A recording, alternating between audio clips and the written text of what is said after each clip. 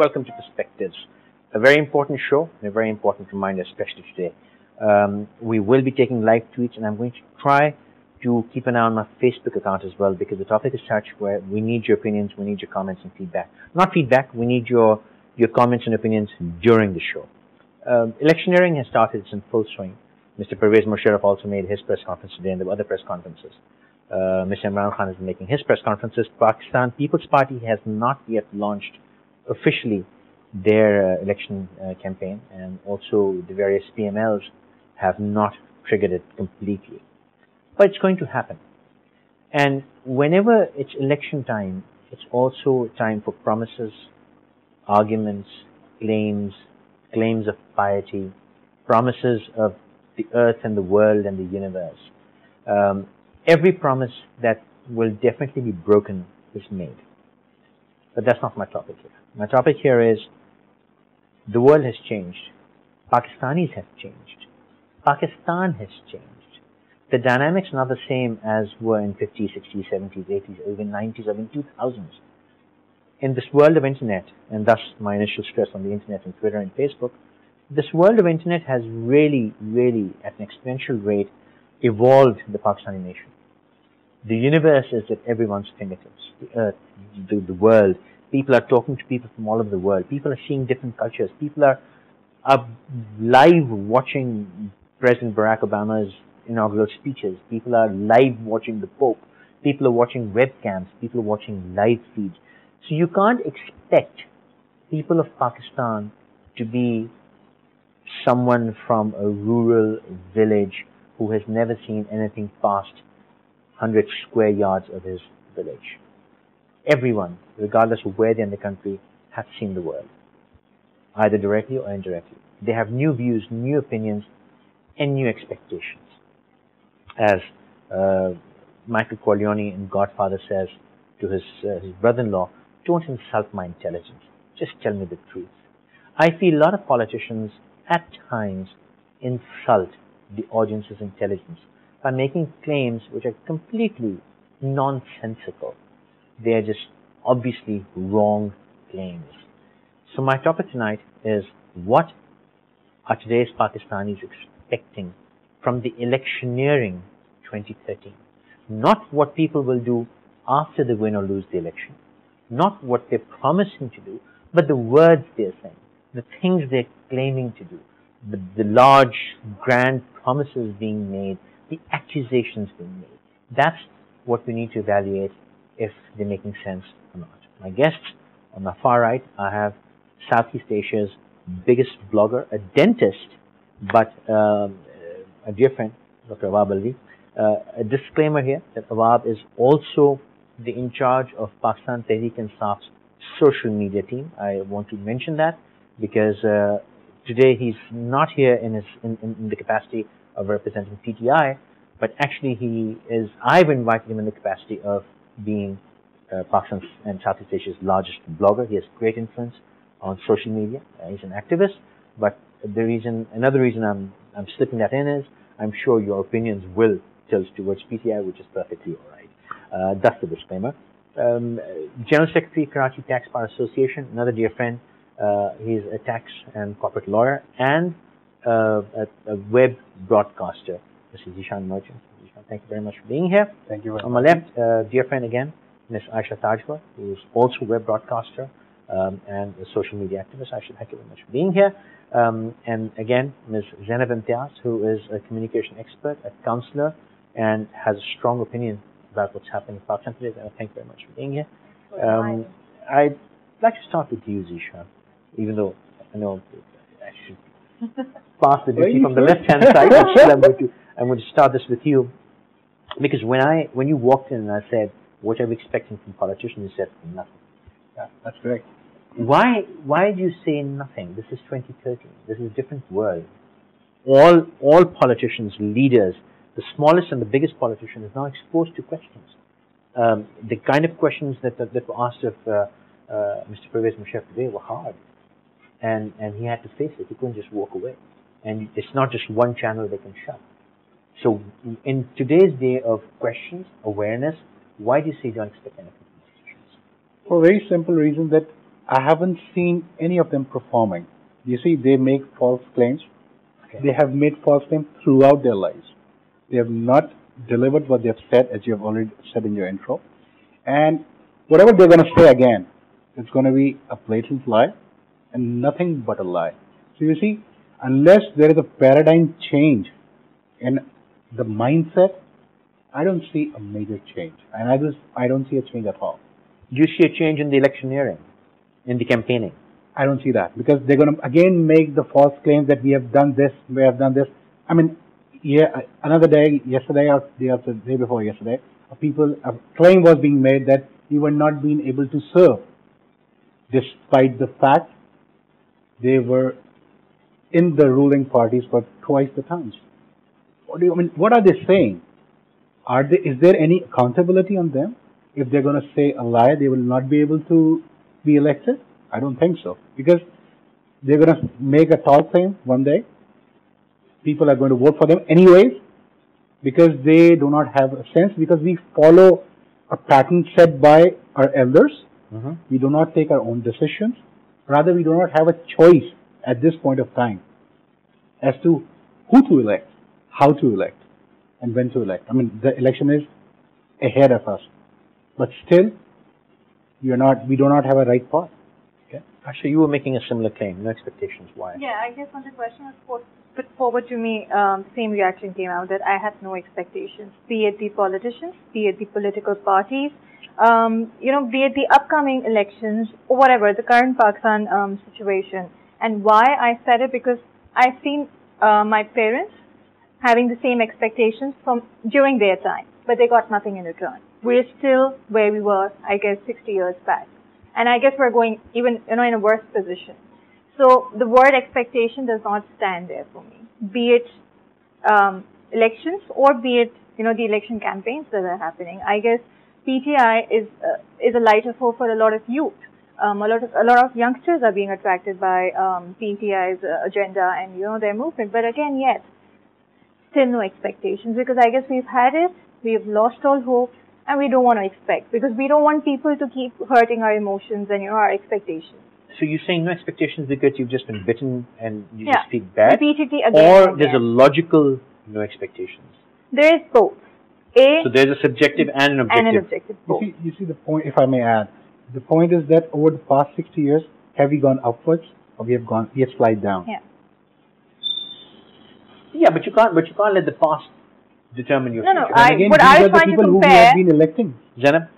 Yes, certainly. I like that, but I would like to have more streaming debate. I was very nervous and jittery what to speak on it, but I think our politicians need to get out of their ivory towers, the in clover lives. They need to think about the people, the layman, who is down at heels. Absolutely, Pakistan is on the rocks right now. We are in a severe difficulties. We need to realize that we need to be a layman's party. Our manifesto should, relate to that.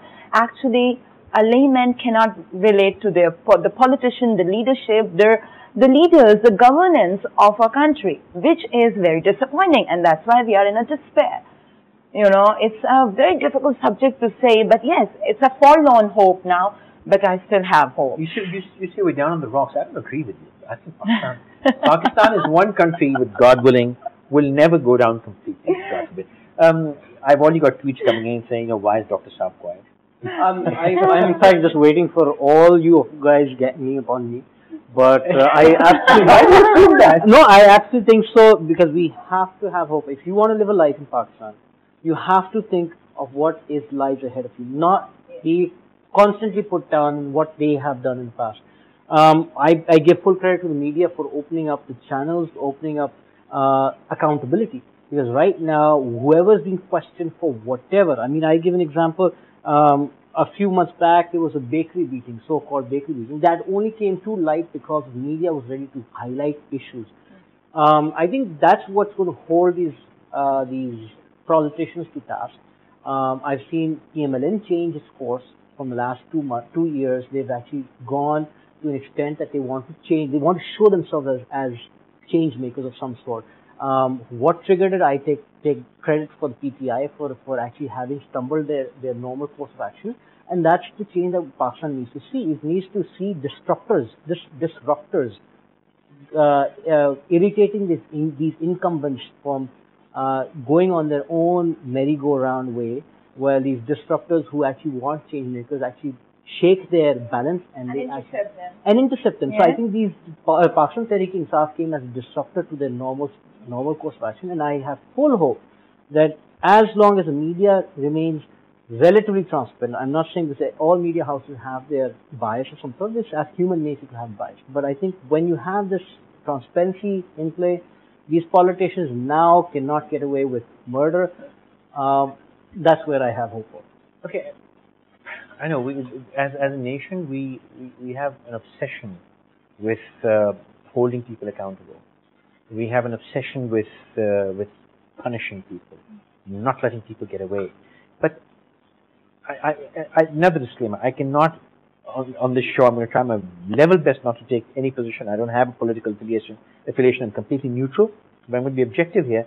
That's all we do. This is not the first time we've heard Ehtisab. We've seen at least 3 governments ride on that accountability and punishment, and we will not let anyone go. But the thing is, that's not the answer to people's questions. It has changed, because before Ehtisab was a blind faith on the fact that the government is doing what wants. Let me break you here, if I may. Please, absolutely. Because you talked about the incident of Brakely. What happened? Well, somehow it went through a process of accountability. What happened? What is the end result? Well, What's the end result? But such incidents again, I mean, they're you're not talking. Let's talk Charlie's incident. Yeah. They are retracting the witnesses have retracted their testimony. But the court again went against it. They said these Did the public prosecutor question him? He did not. He was quiet. But it's still out in the open. But it didn't get away with murder. We're digressing. The thing is, we can't keep holding each other accountable forever and not focus on making things better. So these slogans of revenge and accountability, I don't know, they put me off. No, also because why do such incidents get suddenly politicized? All right, I understand we have access to social media. I understand there is electronic media, and such incidents do come in, in the picture, and people are aware of it. But why do all the politicians politicize such events to gain power or sympathy, or get the voting power from people? Why? I would ask you that. Because it is a game of politics. It is a game of who. So then again, they are bringing politics in the middle, right? What you have to do is actually let them be accountable to each other. They have to attack, so you balance it out. What has been happening in the past is one government has been given a full reign of command, and neither judiciary has been able to balance it out, because judiciary and the parliament have to balance it out each other. Judiciary has to keep an eye on the politicians, and vice versa. Bureaucracy also has to balance out. So all these 3 have to be at equal stake to balance their reign of power. What has usually happened in Pervez Musharraf's time, dictatorship had a free reign, had no control, and that's where things go wrong. When one entity of the government gets free control, it just is unbalanced. So actually you have to get. Well, I need to disagree. Dictatorship did not really have a full reign. I think he was probably the weakest dictator who was completely beholden to political forces. If he was a dictator, you would have seen a different world. He was completely beholden to politics. He wanted to play the part. Regardless, the reason he wanted to is because he had to. So you can't say it was Hugo Chavez is a dictator. But at the end of the day, that's a dictatorship. Mussolini is a dictator. At the end of the day, he did play a dictator role. I mean, regardless of what he tried to prohibit himself, and but that's again not the discussion. There is a world beyond taking revenge and accountability. All that we hear in our politics, in our jalsas, is unko maar do, unko kaat do, unko peet do, beat them up, arrest them. We will not let them get away. We will get this money back, and we will. None of that. None of that is actually tangibly possible. No, not at all. Obviously, it's one of the most weakest thing one can do. To assault other political party or your peers or your rivals or your competitors. I think we need to overcome the nepotism, corruption. We need to have some aim. Actually, all the political parties have been working aimlessly and have not been working ceaselessly. One should work with a correct aim, motto, and mission, and a plan, and put diligent efforts and endeavors. which nobody is doing at this moment. Everybody is working for their cross purposes. That's what I think. I would like to hear a vision from any of these personalities who are They all have a vision. No, they have their own vision. I would like to have. Okay, they Their have own mission cost statements, but not vision I statements. disagree. Pakistan Tehreek-e-Insaf, with full disclaimer, has presented 9 different policies with a vision of what needs to be delivered. And this has been done for the first time. Everyone has electoral manifesto, and the vision has been, each policy has been discussed. I would like to have a vision. I would like to have a statement in such a way that a layman should understand that. You have that in the party. You have that, And also not accuse any other political party for what they've done in the past. Pardon? Also not accuse other political parties for what they've done in the past. You should not go over and above it. We should not malign anyone. Yeah. No, See, but now is the time Yeah. that we should think in a constructive way. We should think as a unit, not as an individual. I have to sell myself. I have to sell myself But as by, I can you am sell as yourself a- by only maligning Comparing others? with the others. But when they've not performed, what do you expect? Why would you Don't want to you compare? just told that media has been working very diligently and they have changed the perspectives. So why do you need to malign them again? It's not maligning. It's not non-performance. You actually in politics. You actually do what you there and say what he has not done. You actually have to perform that. That is Has to happen, should happen, will happen. That's fantastic. It's great. It's a fantastic Frank Sinatra song. But how will my question from all political parties, all jalsas is, all that you're saying that you're going to do, just tell me, how will you achieve any of this? Mr. Talha Ansari said politicians play to the audience and the masses are enticed by the rhetoric fed to them. Well, that's fine. But there is a segment of the society which is happy that, oh yeah.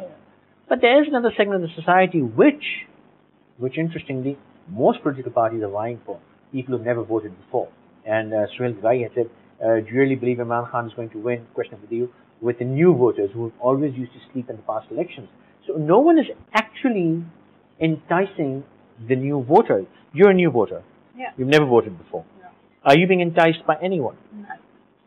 Why? Because see, all political parties, they always come out, they want power, but they want it for their own self, benefit. They don't come out and say, we're here for your welfare, we're here for Pakistan's welfare, we're here for your good. I must interrupt and correct you, with apologies. They do all say that we're here for you. But in the end, okay, now let me put it that way. Any political party that comes in power may have a vision, may have a plan. But once they get to power, they always have the previous government to blame that, they had created a certain situation where we couldn't come and fix within 5 years. 5 years is a very long time. That's what I'm saying. That is the most... If you are a manager of a company, you will get yourself in a position where you could constantly try to improve the company's position. You should treat Pakistan as a company. You should try to improve it working. I mean, all we do is that we start blame game as soon as we come into power. This party did this party did that, and we are unable to resolve this overnight. It will take time. That electricity problem will be over by December. Yeah. Which December? I don't know. And I guess I'm these not are frivolous claims. I also feel I'm not encouraged to make use of my voting power because I've yet not seen an individual who I know for sure and I can really, trust with my eyes closed that he is gonna, or he or she will get out and do what that person is saying. But that's unfair. If you're not going to exercise your vote, then you have no right to comment on the politics. No, I'm saying I will exercise my vote last time, and I've yet to see the person who was elected from our constituency to visit the constituency back again. I mean, I haven't seen any of the politicians go back to their constituencies and ask the common man, what problems do you face, my dear friend? Have the politicians had this much courage to go and sit with those laymen who are working, or those daily wagers who are working their dash off during the whole day and not getting the daily? I'm going to be an absolute elitist here right now. I'm not talking about the daily wage. I'm talking about myself. I'm talking about the Clifton Defense and the KDAs and the upper middle class or the middle class. Even we are not really taken care of by our parliamentarians, by the leaders we elect. So, but the thing is, 2013, is that game changing? Are you hearing the music that you want to hear? And that tells you, you cannot, I don't agree when you said that, I want someone I can trust blindly. It's politics. You can't even trust if your shadow. Right. So, but the thing is, at least you should be hearing the right music that says, what, that makes so much sense. I think I'm going to vote for this. That's where I'm lacking, and that's the reason for tonight's discussion. I listen to everything constantly. I've got the screen in front of me with 16 channels running constantly, and I switch to everything constantly. I don't hear any music which makes me say, what, that's it. That just makes so much sense. Yeah, I'm willing to put my money on it. It still sounds a swizzing game, but I would give a chance to PTI because it is quite intriguing and intriguing. But I think I always sit back every day with my students as well, and we profoundly contemplate that how they will win, because I'm just worried about their vote bank. That's about it. Otherwise, the manifesto sounds good so far. So out of 5, you got 2 PTI voters, 3. I still have to convince you all 3. But my thing. Again, disclaimer. This is not about PTI. This is not about PTI. But we got to really my problem with everyone, I'm making a blanket statement, illogical things. But if you look at, again, let's not go on PTI, but when you look at PTI's 9 different policies, starting from health, disabilities, education, economy, industrial, and local government, there are about 3 more which I'm missing out. All these have been discussed in detail and presented online in about a 30-45. But it's a detailed. But that's how you're going to implement it. There's a smaller, shorter version which is for the public chest thumping which is needed, where you're talking about free health, basic health, free education, education emergency. You're talking about those issues which have been also described in detail for padhe likhe log like you guys to actually read and try to understand how you can implement it. It's not just false claims. It's like Asad Umar, who's run Engro, who's actually developed that economic policy, has come out with a plan how to solve the economic process, how to solve the energy process. Theoretically, yes. But that's what you need right now. You just don't need a government that comes into power and sits there when it goes on the first day and says, "Main ab ye karunga." No, but a plan to how to fix any country, even I could write it. Anyone can write it. Oh, let me continue. Okay. Anyone can write a theoretical plan. But the ground realities, as Zainab just said, that's fantastic. How will you win? The ground realities, just kind of, we have an income tax expert sitting here. I'm sure he can explain in about 10 minutes how you will fix the income tax department. But it's impossible to do any of those things. That's the problem. How will you do that? Well, that's when the claim and the promise becomes completely illogical. So when you have, let's suppose PTI has actually published their plans online. When you have these online and you come into power, then you have some document to look back and say, this is what you claimed and this is what you did. Let's suppose 5 years down the road, let's suppose PTI does not perform, then you have something that you failed, because right now the other parties don't have anything. You are making use of social media. You have a website where you put all the information, but are you tapping the mass? Are you tapping majority of the people? We should be. How? People sitting in villages won't access your website to know your plan. But listen, you're talking about the people who are the educated people who want to figure out. But then see, how many of those educated people actually get out of their house to vote?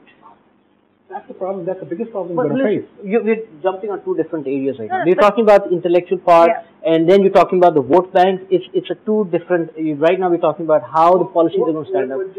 What I would like to see that people, the politicians, speak truth and nothing but the truth, and they should work as a unit. I haven't seen any party. I mean, I see Imran Khan everywhere, but where's the unit? I mean, where's the force? You see, you have all the winnable electables, winning electables with you, but apart from those, do you have the depth?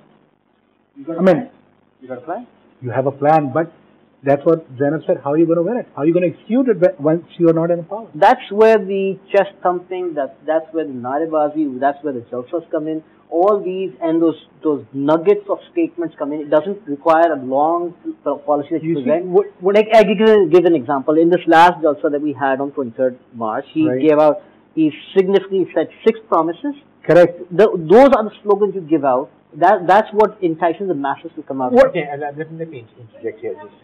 Can I also to do that as well? You need to work on that too. That should be another them out of their These houses. such slogans, I guess, we've seen in the past also. Yeah. People Everybody- start Because making everything slogan seems and very go to flashy. abroad I and know. on. Making slogans is a piece of cake. I can make bigger slogans. But then when you back it up with policies, 9 policies that you have, We can even do that. well, you've not done that. Let me be clear. No, about anyone it. He's can not a do it. politician. No, but I'm saying I'm about saying other that- politicians. But again, that doesn't say much. You see, But that actually puts a check, like people like you, general public, who wants to vote or decide something, you got to make an educated decision who is the best candidate out there. And in that process, you see on TV, you see a chest-thumping idea of 6 promises coming through.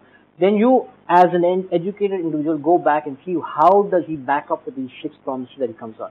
That's where your intelligence comes on. I'm not saying you buy into the 6 narebazi, roti, kapda, makan, and blindly believe those 3 words coming through, but you actually go back as an educated. What those 6 promises or come back is for the layperson who does not have the access to come out and look at online and see. So technically, there are 2 different areas that we are focused: the educated mass, which is never voted before, which we hope to entice, and that's why we use social media to come out. We put all our documents online for the fact that via social media they can access it. Those who can't, we got these chest-thumping slogans of these 6 promises. I need to take a short break. Sarah Wadud Khan has said that it seems like it's a program where PTI has to defend itself, especially when they have not governed. It's kind of funny. She made a sad face. Sarah, larger the claim, bigger the scrutiny. This was not designed for that, but incidentally, since Awab is here, and Awab had to be here because when we speak of public opinion, Awab, I must say, is a representative of that voice. Mr. Suhail Dadai says, these slogans of Imran Khan we are listening to for 60 years, not enough for sleeping voters. Actually, that weakens IK. I'd like you to comment on that. Let's take a short break. And Awab also said we have to appeal to the masses. The slogans appeal to the masses. Every political party in the past, and I dare say even today's media, while catering to the masses, has completely ignored and actually disappointed the elite. And when I say elite, I don't mean the wealthy elite, the educated elite. The moment you start scrutinizing what's being said on television, what's being said by politicians, you go like, I'd rather just go back to sleep. But first, let's take a short break.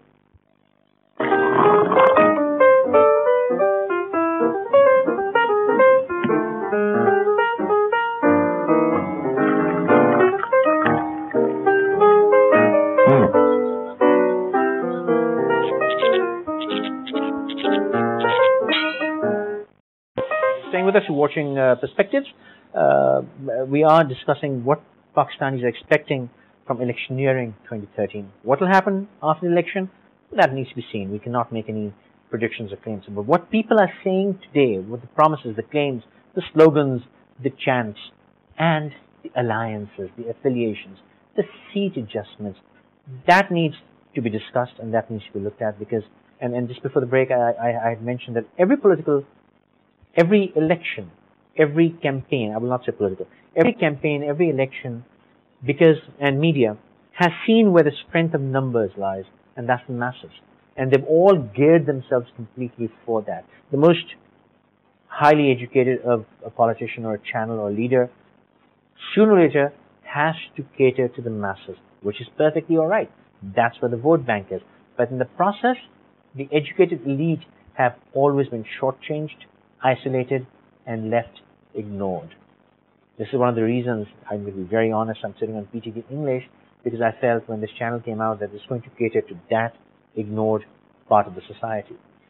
So today, Electioneering is once again ignoring that part of the society while vying for their vote. Everybody says, I've got so many people on Facebook, I've got so many people on Twitter, I can use social media, but the masses don't use Facebook or Twitter or social media. It's a different segment of society. And that segment of the society, Awab has convinced one, but 2 people, I am out of this discussion. Ashton and Awab during the break was saying maybe we can convince one more. Please. It's not resting on its laurels, one thing. Secondly, they have come out of their manifesto before winning an election. So that's a good sign. But implementation, execution should take place too. We need education. We need someone who can elevate us, escalate us, and take us out of this devastation. And logically, not just. not just on papers and speeches. So we need complete radical change, drastic change, and conviction.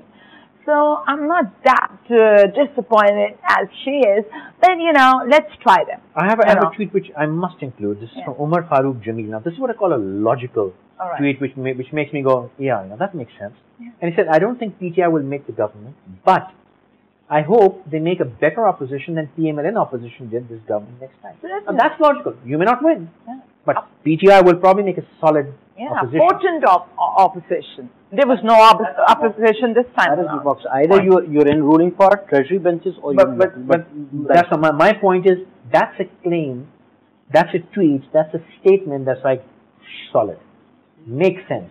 Now I'm going to open it up once again. All claims are, I feel, and Asha and my friend here agree, is Ishan, that they are being isolated once again. They're not being catered to, and if you gauge on Twitter, you're there more than I am. That dissent is there, and PTI's recent alliance with Jamaat Islami was not taken very well by this part of the society, and that's not the only alliance. Other people have made alliances which is not being taken very well. The PML alliances, like you fought for 5 years, now you're suddenly together. So these alliances are not taken very well, Aisha. Yeah. I really want to understand the differences between seat adjustment and alliance. Yeah, seat adjustments basically, alliances is basically a pact from the beginning that you will continue till the end, right? Seat adjustments, their manifesto, their position stays the same. I mean, if a PTI person steps down from the seat, it is not a coalition, it is the other party's manifesto that reigns. It's just a barter, a change of. Then you're giving in. Then you're giving in from the day one. Some seats you got to give in. I actually believe that. But does that make sense? What I'm just saying? What is an alliance? Alliance is a coalition that you, at the end of the day, you win the parliament, you are represented by one name, not by two names. No. Where you have, yes. I don't think so. Well, that's the basic. No.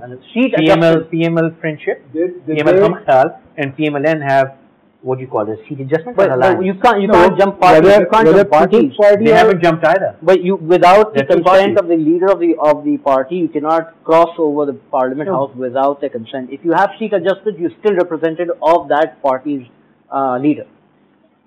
Now, that's where. What's the basis of selecting which political party you're going to go in alliance with? For PTI, it is basically anyone who has not been part of the status quo for the past 5 years, because when we boycotted the election in 2007, 2008, it was the fact that whoever was part of the parliament after that made a mess out of 5 years what we saw already. So, of which whoever was not part of the status quo parties, we are ready to go into seat adjustments, not alliances from the beginning. That's the bottom line. We're not going into alliances with PML-N, despite there's a public pressure. There are people who are actually saying that you should soften up if you want to defeat the PPP entire vote. They are arch enemy, for God's sake. Yeah, but that's what I'm saying. That'd be insult upon injury. But that's what I'm saying. There are some people who you just can't go into any sort of compromise or that. But there's some parties which were not, which sided with us when we boycotted the election. So you see, there comes politics here. There is politics. I'm not even saying there's not. I must go back about 4 minutes. Awab is a very dear friend of mine, and I hate doing this, but Awab, your explanation about the alliance and the seat adjustment was vague. I mean, not vague. It's by the parliament. You're doing what to my intelligence right now? But as I said, the alliances, as I keep on repeating, the alliances, you're representing a stamp on one symbol on the electoral ballot. Yes, you are. No. PML Hamkhal and PML-N, they'll be going with their own symbols, but they've got an alliance. Call it an alliance or a seat adjustment. They are working as two individual parties. They're two different things. How? As I said, it's just basically when let me just take it.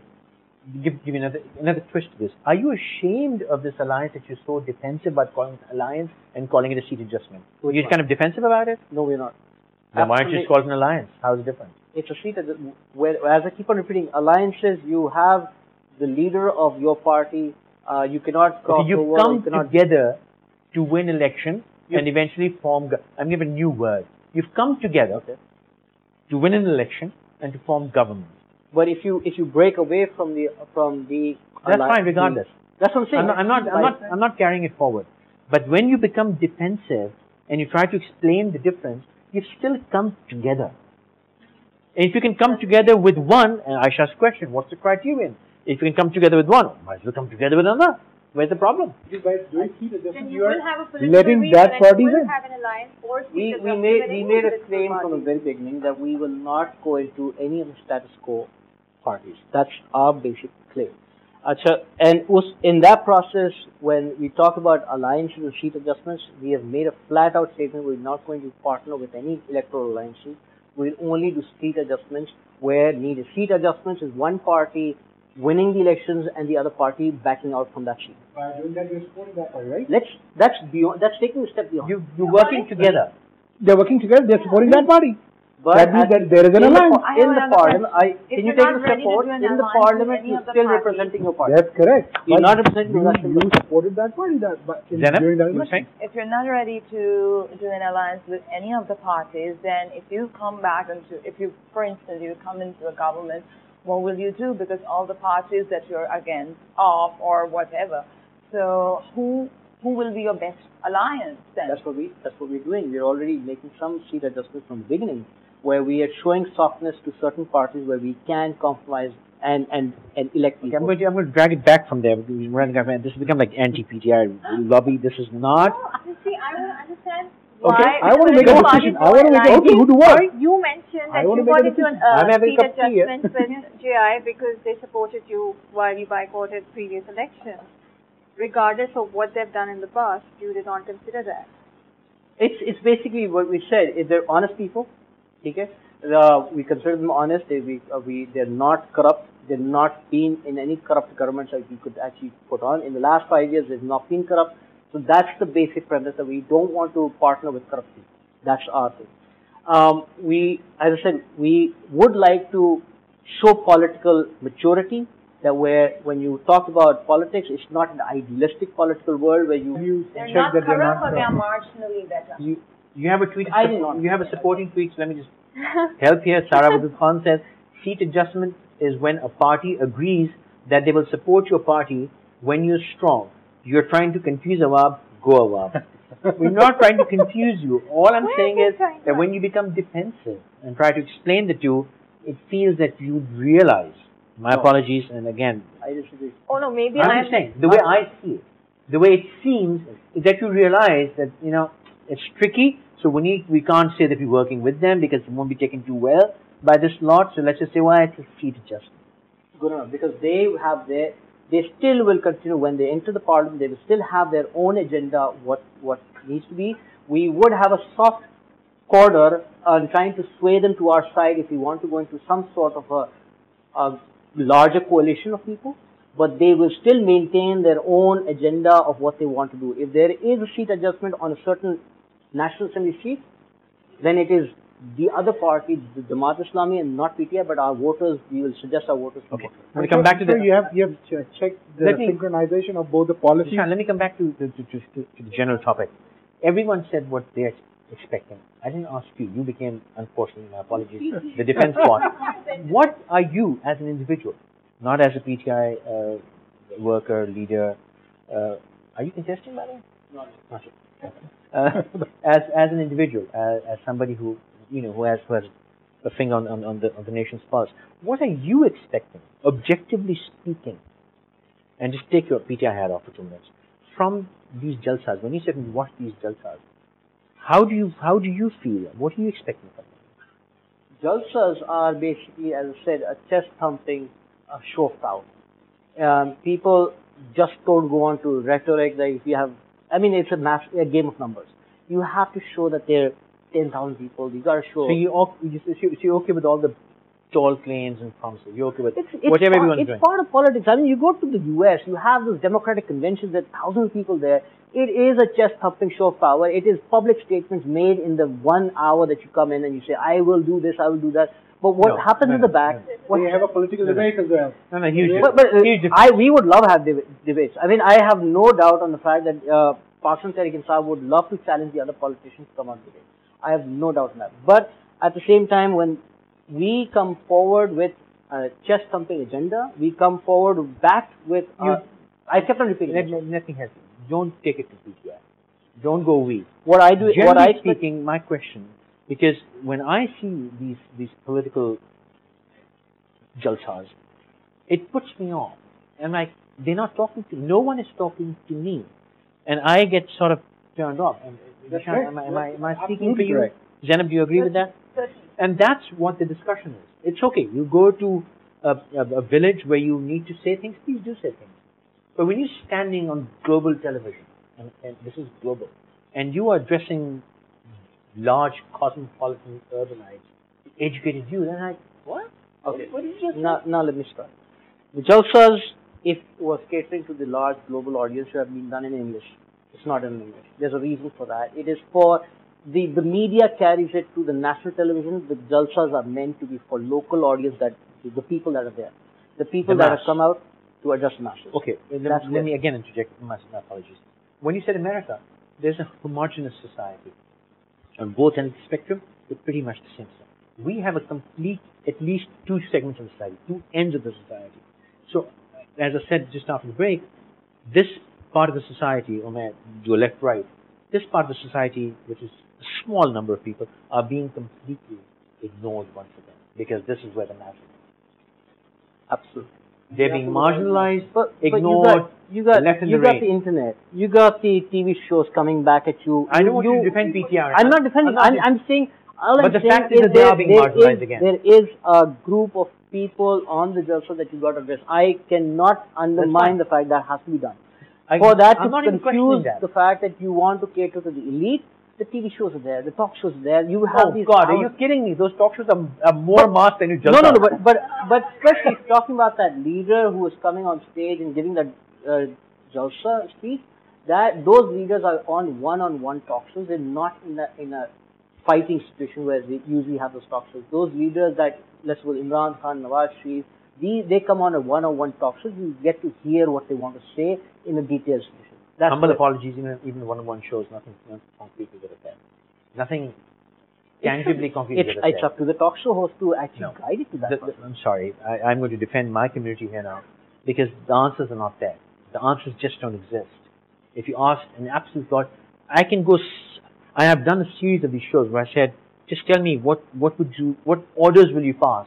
The first 10 orders that you pass, and just tell me how you will have them implemented. And I've done this for 5 years. No one has ever answered that question. Because nobody really knows what you will do. What's the first 10? How many times do I repeat to you that we have these 9 policies where it is outlined in clear details in a full paper form for you? I can give that to you in a USB. Do you back that with numbers?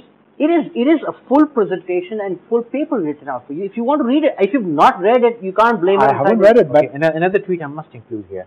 Talha Ansari says, we have made ourselves an irrelevant audience to the politician by not voting. I told Aisha she should vote. If she doesn't vote, no, I agree. I agree to the fact that it is. We have marginalized ourselves. I myself for the past 5 years that Pakistan has gone through. I'm not taking that away from me. But saying that, I guess, I don't see any change. But Aisha, no, hang on. No, I'm going to have to stand with the wab here. Not by just not voting. We, as a segment of the society, have not been involved. Voting is not the end of it. Voting is the beginning of it. Fine. There were children 5 years ago who were 14 years old, and now they're 19. They're voting. So they can't be blamed for not having voted. But even if they're 17 and a half, now they're 22 and a half. So you can't blame them for not voting. Voting is just one. We as a society don't really get involved. So you know what? I disagree with that. But I think after this last year when PTI has been presenting the policies, every policy has been grilled and questioned with us, like anything. I mean, every time when we have these health policy, we have been questioned and asked, and that's where the masses have come forward and stepped up and actually questioned a lot of it. No policy is perfect. I assure you, even economic policy where Asad Umar presented it, he in his discussion, his tweet discussion, if you might have followed, there are certain areas where he said, yes, this could be improved. That is the larger interest of the mass that comes forward and tries to improve it. So as I said, there's not a perfect policies. There's definitely it's a few minds trying to cook out the best that can be possible. when they come into power or they're able to implement, there will be some changes and there will be more people who come in and try to improve it. All I'm saying is you have set a standard which you want to implement and you want to appease the elitist population that wants to come in and look at that. This is what we want to deliver. Based on that, we want to fight elections. That's what our baggage is. And versus the fact other parties that come into power and then they think about, let's do this, let's do that. Let's think in a constructive way. And that's where I would appeal to the educated elite to actually look at the policies and vote wisely. I would like to also take a closing note with nearing the end, please. I would like to see PTI give me a systematic implementation, what they're going to do. As President said, what would be the first 10 orders of the day? Because Elections.Insaf.pk has the manifesto of PTI. All the 10 outlines, one page where we are in 4 points. What do you want to do? Asking a different question. That's exactly what. Implement orders which will how are you going to do it? And how will they be implemented? That's what I can pass an order of police reform. Even Pervez Musharraf, who you call a dictator, could not do police reform. He had to withdraw it. Closing notes. Closing notes. All those people who are watching this show, I did not plan on taking on PTI. I was just probably questioning you because, you're here and whatever information, you could have changed my mind about voting. I just don't want any political party to make false hopes. Don't give me false hopes. Don't make false statements. Say logical stuff, which I know you will come in power and you will achieve. Yeah, now people will think I'm again going with Awab, but the thing is that what I say is that PTI seems to not downtrodden the laymen, the citizens, the countrymen. I think they can take us out of this havoc and fiasco and turmoil. But having said that, as you said, it all seemed very mendacious and salacious at the end of the day. But let them give a chance. Okay. And otherwise, the other parties, they're a forlorn hope for me. But now everyone is there for jalsas and announcements. But it's again, don't confide. We don't confide in Thank you all for being here. Thank you all, our friends on Twitter, for participating. I am unconvinced, and I stay unconvinced because I have desperate hope that someday somebody would actually say something which I can understand and believe, and which seems tangible. To be honest, even if I was to become king of this country, king, not a president, not a prime minister, if I was to become a king where my word was law, I really don't know where to start and where to end. The final grand judgment lies in your hand. Real change is in your hands. It is your country. Take ownership, take leadership, lead the change. Who you choose in the election day, that's your choice. But choose well. Until next time,